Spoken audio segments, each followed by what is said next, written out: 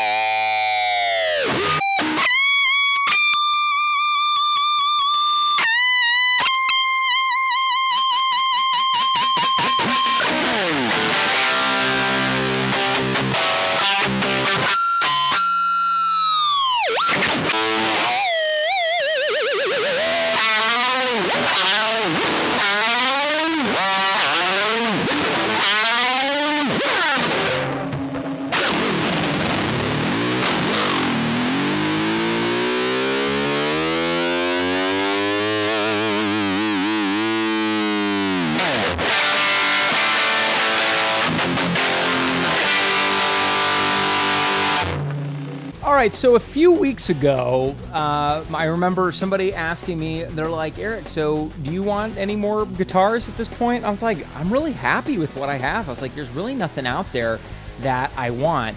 And then Ibanez revealed this. All right, so there's a couple of things. You guys that know my Music Man Cutlass RS that I have is basically this same color.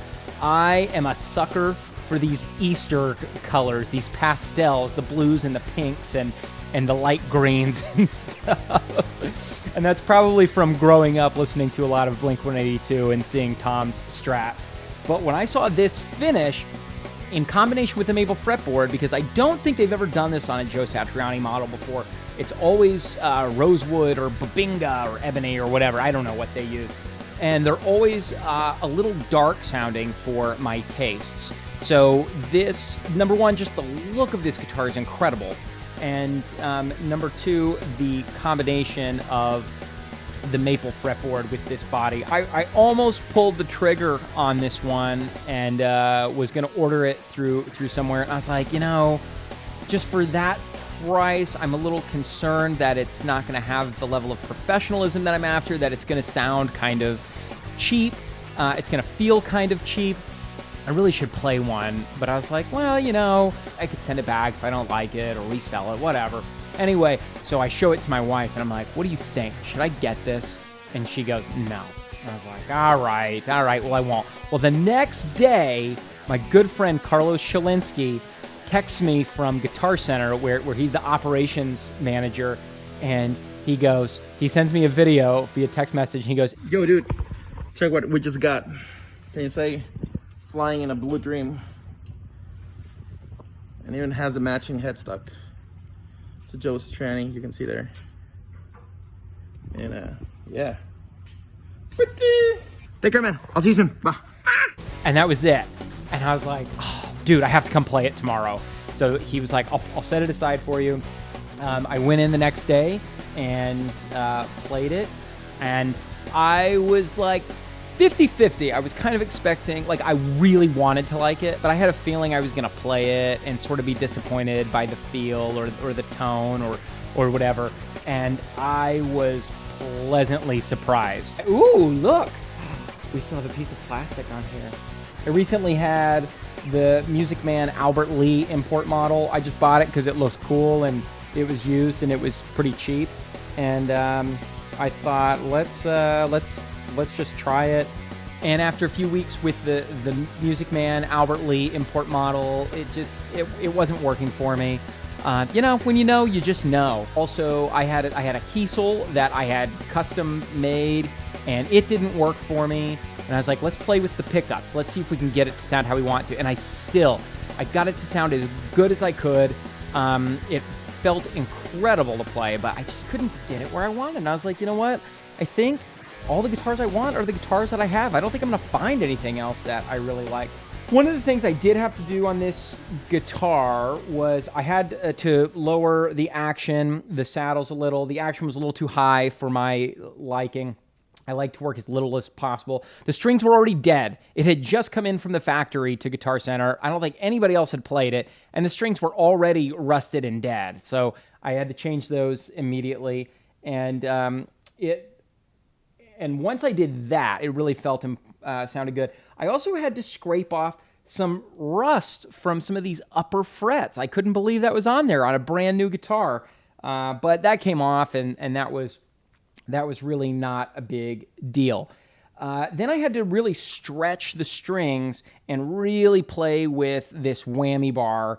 And once I had the strings stretched, it really stays in tune well, which you'll hear in the demo. I go crazy with the whammy bar, and it's still in tune. So that you don't always see on import models of guitars. But I have owned two Ibanez's, lower line Ibanez's in the past.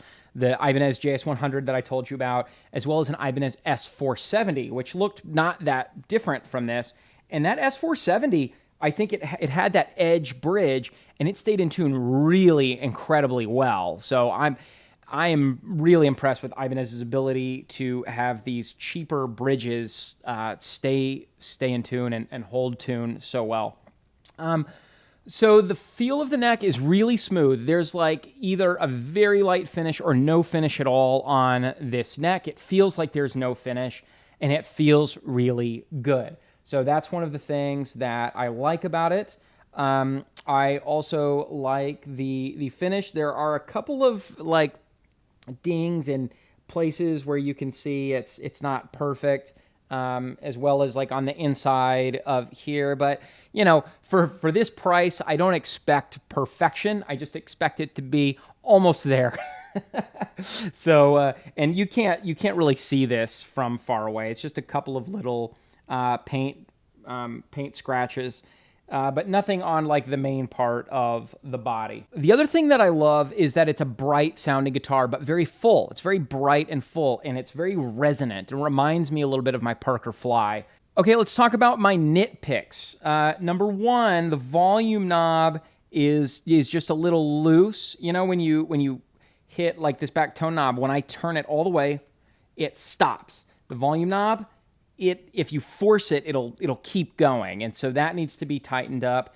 The whammy bar, the way it screws in, definitely feels kind of cheap. Once it's set in there, it feels great. It'd be nice if it was silver. I'd like for it to be silver, but it's fine that it's black. It matches the pickups, even though I'm going to change those anyway. We'll talk about that in a second.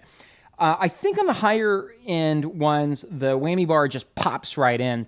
And it'd be really nice if this did that, but I understand on these the lower level instruments it just doesn't do that. On the tuning pegs back here, they are a little tight to mess with, which is kind of to be expected when it's not the really high end ones. So it can be sometimes a pain to turn those, but overall it's not bad. So those are little nitpicks. Now the tone of the guitar, the pickups. You know how you can just tell a guitar is very resonant? It really is a good piece of wood. It just needs the right pickups. I can feel that with this guitar. The guitar has the punch. It's got this bright, mapley, punchy tone, but it's also got this fullness that I think the body provides. But I think you'll hear it in the demo. The pickups are a little scratchy. They have kind of a scratchy sound to them, and but they're not bad. They're not bad. If, let's say, you had only played on a beginner guitar before, and then you were going to level up, this would be a great next step. It's a great mid-range guitar, and I think the one thing that really separates it from being a high-end instrument, the primary thing, is the pickups. So I'm excited that I'm going to replace these pickups. Not yet. I'm going to leave it as is for a little while. But I'm going to upgrade it to the signature Satriani set, which I think is a DiMarzio Sat track in the neck and a DiMarzio Mojo in the bridge. And I'm either going to get those in white or pink. You guys tell me what you think. I think white would be cool. I think the black actually looks cool. It's like a spaceship. Reminds me of my Parker Fly being like a spaceship. But I think white would look really cool in here, but I also think pink would look really cool in here. So you guys let me know what you think. So yeah, I've only had this guitar for 6 days, but usually what happens for me is the first day or so I have buyer's remorse, and then I sort of settle into it. And then after a few more days, if I don't like the guitar, I get tired of it pretty quick. And if I like it, I want to keep playing it. And I'm continually excited. All the guitars that I have and that I have kept for a very long time, those are guitars that I get excited about every time I open up the case. I'm like, oh yes, I get to play this guitar today. They continue to excite me. This guitar, every day when I pick it up to play it, and I play it for about, I've probably spent about 10 to 12 hours with this instrument so far in the last 6 days. And I continue to get more and more excited about it. I really, really like this guitar. Those are my initial thoughts of the Ibanez JS140M. I will let you know if anything changes, any other thoughts I have, if I start to like it less over time, or if I continue to love it over time. But so far, at this price point, I'm really impressed with this guitar. Be sure to like and subscribe for more gear reviews. As much as I'd like to say this is the last guitar I'll ever buy, we both know that's not true. And I'll probably be buying some more pickups and pedals and doing some tests. It's just fun. I like testing out new gear, comparing it to other gear, and so join me for the ride if you're into that kind of thing. And as my great Aunt Josephina always says, if it don't float, it's got your goat.